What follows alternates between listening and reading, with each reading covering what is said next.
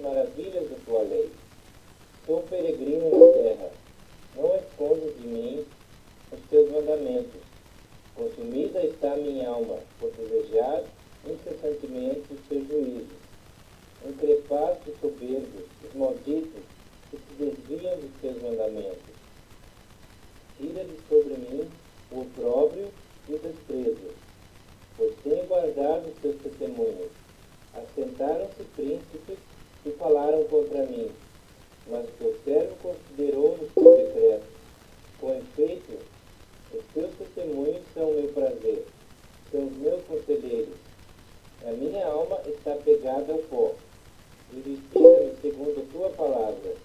Eu te expus os meus caminhos, e tu me valeste. Ensina-me os teus decretos. Faz-me atinar com o caminho dos teus preceitos. E meditarei nas tuas maravilhas. A minha alma de tristeza verte lágrimas. Fortalece-me segundo a tua palavra. Afasta de mim o caminho da falsidade e favorece-me com a tua lei. Escolhi o caminho da fidelidade, decidi-me pelos teus juízos. Aos teus testemunhos me apego. Não permita, Senhor, seja eu envergonhado. Percorrerei o caminho dos teus mandamentos.